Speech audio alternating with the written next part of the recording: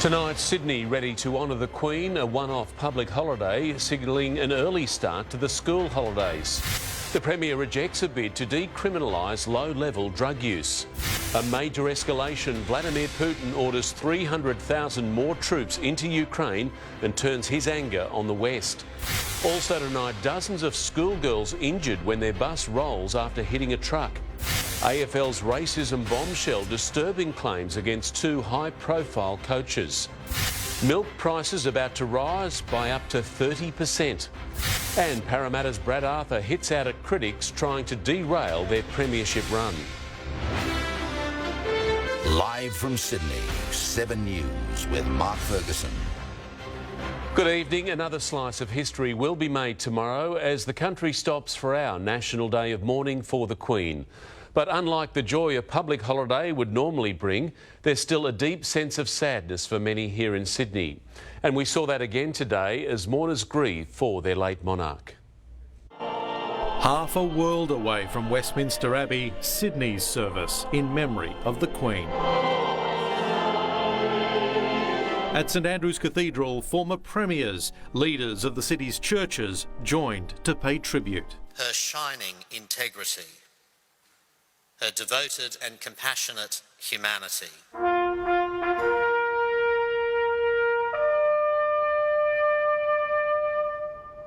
With prayers for the new king. May he too rule over us in peace, with justice and compassion.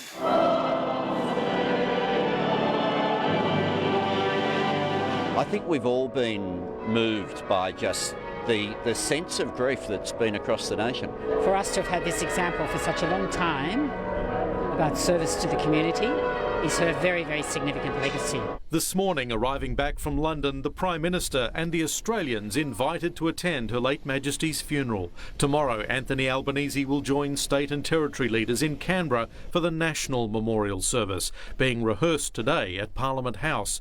It'll be held inside the Great Hall, where in 1988 the Queen declared open the new Parliament House of the Commonwealth of Australia. On tomorrow's National Day of Mourning, like all public holidays, post offices and banks will be closed, but most cafes, restaurants, pubs, shopping centres and other large retailers such as supermarkets will be open. There may be minor changes to their trading hours. Some smaller businesses, however, may choose to shut up shop for the day. Many of the stores will be open as usual. There are no restrictions on trading for this day of mourning. At Sydney Airport today, some were getting an early start on the school holidays. An extra day, so they're very excited. We have asked the school for homework. A lot of people booked their tickets earlier, and the price difference is also quite a big difference. As part of the National Day of Mourning, Australians are being asked to pause for a minute's silence to reflect on the Queen's life of service tomorrow morning at 11 o'clock. As Australians returned from the funeral, like local heroes Sabah Abraham, reflect on memories to last a lifetime. The silence, the deep silence by the crowd, which is thousands of people. It was overwhelming, she says, and a privilege. Included in history. Paul Kadak, 7 News. With tomorrow's holiday a given for most, many are taking Friday off too to make it a 4-day weekend. Tom Saker is at the Traffic Management Centre for us tonight. Tom, how are the motorways looking? Well, Mark, traffic leaving Sydney tonight is looking fairly smooth so far, and while it is its ordinary heavy self on most of the major motorways, the only major difference so far is that they've noticed the peak started a little earlier this afternoon. Tomorrow it will be a different story. It's predicted a lot of the traffic and congestion will be around Sydney Airport for most of the day. Double demerit started at midnight and will conclude on Sunday. While Transport for New South Wales says the public holiday will mark a sombre occasion, it won't stop police who will be out in force, and with the school term ending on Friday, authorities are urging drivers not to get complacent on busy roads. Mark? Tom, thank you. Flags are flying at full mast again across the UK as the reign of Charles III takes hold. The King has now left London as the royals pause for a further week of mourning. The palace has revealed an intimate detail from the Queen's private burial. A new dawn over Buckingham Palace, King Charles III, its new primary resident. The new normal after the world saluted Queen Elizabeth II for the final time. We won't see it, but tonight the palace has revealed what was inscribed above her body's final resting place. The name of her father, King George VI, her mother, Queen Elizabeth, then Her Majesty's name beside Prince Philip's. A star is in the middle, a symbol of the Order of the Garter, the honour dating back to the 14th century, recognising an outstanding contribution to public service. 250,000 people queued to see the Queen lying in state. The one who raced towards the coffin today told the court he wanted to check for himself the Queen was inside.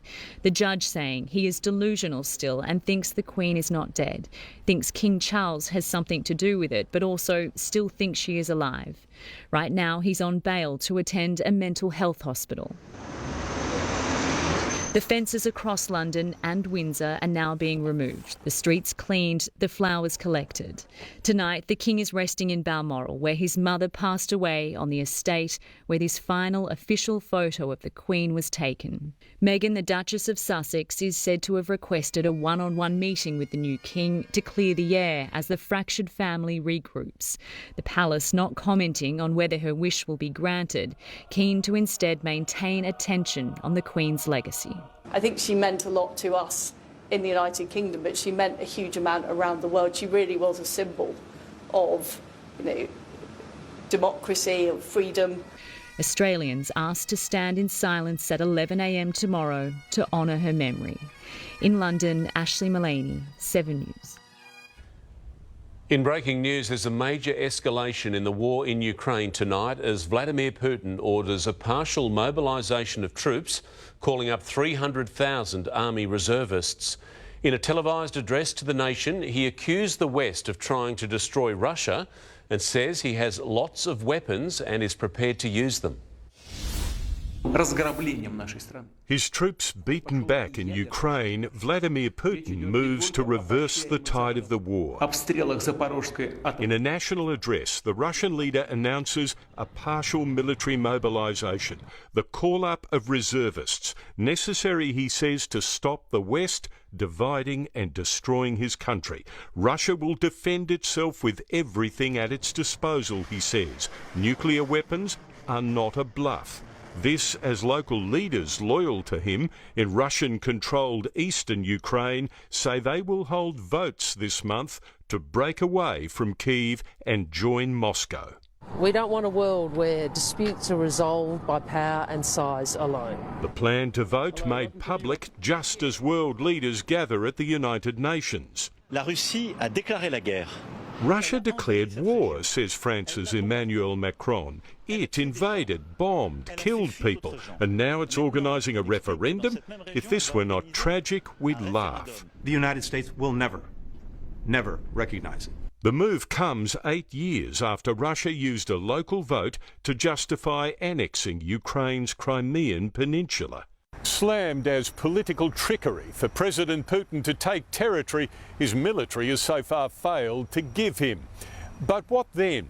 Some believe once Putin claims legitimacy from the vote, his attacks on Ukrainian forces will become far more deadly. From one prominent Russian commentator, this week marks either the eve of our imminent victory or the eve of nuclear war. I can't see any third option. President Biden and Ukraine's President Zelensky are due to address the UN tomorrow. In the United States, Tim Lester, 7 News. Almost 3 years after a major New South Wales inquiry into the drug ice, the state government has finally responded to its recommendations. It's vowed more support for users, treating their addiction as a health issue, but says it won't be going soft on drugs or those who supply them. They call it a landmark response to a landmark report. This is not about going soft on crime, but being smart on crime. Enforcement tempered with compassion. Strikes the right balance. With input from doctors. Have a strong focus on Aboriginal health workers, nurses, peer workers, counsellors. Police. We will still be targeting drug suppliers. An all-of-government approach to ice and drug addiction, prioritising individual outcomes that benefit society as a whole.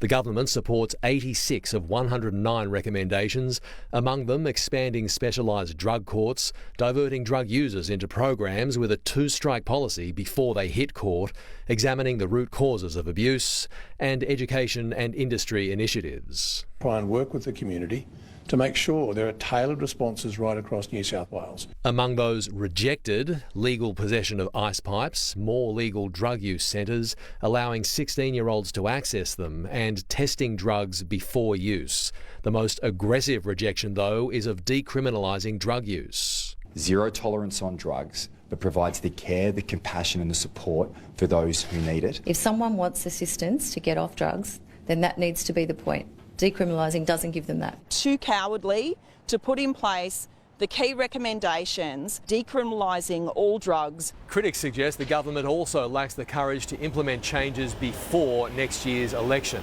The government denies that, but 3 years since recommendations were initially made, the details will still not be crystallised for months. Robert Avadi, 7 News. 27 high school students and their teachers on their way to a space camp in America have been injured in a horrific bus crash west of Melbourne. Their coach collided with a truck at Bacchus Marsh, sending it tumbling down an embankment. Many of the children were taken to hospital. Tonight, 2 remain in a serious condition. In the middle of the night, down a steep embankment beside a busy freeway into Melbourne, rescue crews were up against it, clambering 20 metres down as their parents dashed to the scene. One of the first to help, a tow truck driver. We then pulled the windscreen completely out where he'd come out of, and girls that were uninjured or relatively uninjured and able to walk and get themselves out started coming out through the windscreen. The most serious he saw, a girl whose leg he thought was partially amputated. 3 of us got hold of her, and once we got her free and carried her out.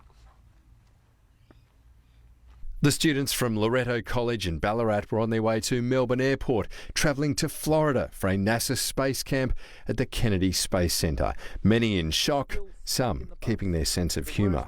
There was one student who said that she didn't expect that she was going to experience zero gravity in the same way. Just after 3 a.m, their coach had slowed from the usual speed limit of 110 on the Western Freeway as traffic built from an unrelated crash further up the road. That's when a semi carrying sand slammed into their bus, sending it rolling off the road. 2 students were flown to hospital in a serious condition, the rest of the group taken by ambulance and later discharged. There are seatbelts fitted, and we don't know who had a seatbelt on, who didn't, but I would assume, given that so many of them did survive, they would have had their seatbelts on. Despite the public holiday, the school will be open tomorrow for counselling and support as police investigate the cause. Evan Batten, 7 News. In claims that have rocked the AFL, 2 former Hawthorn coaches are accused of putting pressure on an Indigenous player to get his partner to have an abortion. Other players told to end their relationships. The claims from a bombshell report have led to an independent investigation and at least 1 high-profile scalp. The AFL's top prize on show at Waverley College today, ahead of Saturday's grand final between Sydney and Geelong. But a dark cloud hangs over the game after the leaking of a report commissioned by Hawthorn. Challenging, harrowing and disturbing read. Unnamed players and their families have accused the club of sickening and racist treatment. AFL coaches Alistair Clarkson and Chris Fagan singled out. Clarkson just leaned over me and demanded that I need to get rid of my unborn child and my partner. He told me to kill my unborn kid. Hawthorn says it's the family club, yet they tore ours apart. It's hard to find the words to describe how you feel when you read something like this, honestly. Individuals also claimed key figures at the club ordered young Indigenous players be separated from their partners to focus on football. We are profoundly disappointed that some of our former players and their families feel like this. Currently there are Indigenous player managers at each club across the country, but the AFL admits more needs to be done. It will now bring in an external panel to investigate the sickening claims. That will give natural justice to those accused and get to the bottom of these very serious allegations. Fagan, who was head coach of the Brisbane Lions, today stood down. Clarkson's new coaching job at North Melbourne on hold.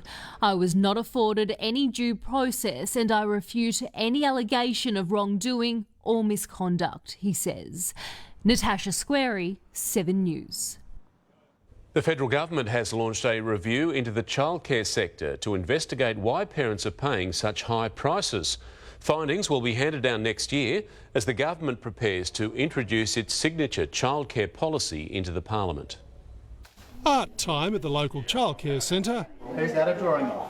How's that? They'll fix it. That's you. Beautiful drawing. The perfect backdrop as the government directs the ACCC consumer watchdog to paint a portrait of skyrocketing childcare prices, with a year-long inquiry starting in January. We know that the cost has gone up by 41% just in the last 8 years. The childcare industry welcomes the review. We hope that it delivers equitable wages for educators and teachers, as well as affordable costs for families. And parents say it's about time. It's such a large percentage of my wage. Finley's there 2 days a week, and it's awesome for social things, but the cost of it is a bit crazy. That cost the biggest barrier to women returning to the workforce when businesses are crying out for more staff. Cheaper childcare is cost of living relief with an economic dividend. The government will introduce its promised childcare reforms here in Parliament next week, increasing rebates at a cost to taxpayers of $5.4 billion a year. When I hand down the budget next month, cheaper childcare will be the biggest on-budget commitment that we make. The average family on $125,000 a year will save about $1,700 per child. Not a cost, says the government, but an investment. For every dollar we invest in early childhood education, it creates $2 for our economy. The increased rebates are planned to begin next July. Mark Riley, 7 News. The state opposition has abandoned calls to take a nurse-to-patient ratio to next year's election. Unions want 1 nurse to every 4 patients. Labor says that's unaffordable, but has promised to improve staff levels, hiring an extra 1,200 nurses. Shaking hands and shaking up the state's health system. Thanks for the hard work that you'll put in. Nurses today joining Labor's top brass as the opposition promised more workers if it wins the state election next March. We believe that this will ease pressure on the hard-working nurses across our public hospitals. 1,200 additional emergency department nurses for public hospitals. We shouldn't have to wait for an election to see this kind of reform in our healthcare system. The aim to tackle some of the longest emergency wait times on record, but the government says Labor's pitch is on life support. It's disappointing that they've misled nurses, they've misled the community. While there are challenges in attracting would-be nurses to the profession, the opposition claims it's a similar story when engaging junior police, with fears it could be the pay keeping new recruits away. Police start on around $76,000. Nurses average around $78,000. Average full-time workers make $92,000. But the police minister says there are plenty of recruits, almost 5,000 since 2018. We will continue to support our police through all of their careers. And this is a focus of both myself and the Commissioner. A focus all the way to voting day. Liam Tapper, 7 News. The $1 levy imposed on New South Wales taxi and rideshare passengers is set to be extended for another 2 years. The levy is to compensate taxi licence owners for the losses they've incurred through competition with operators like Uber. $145 million has already been paid out. Now taxi operators will get an extra $500 million or up to $100,000 per plate. The state government was recently criticised for hanging on to the money.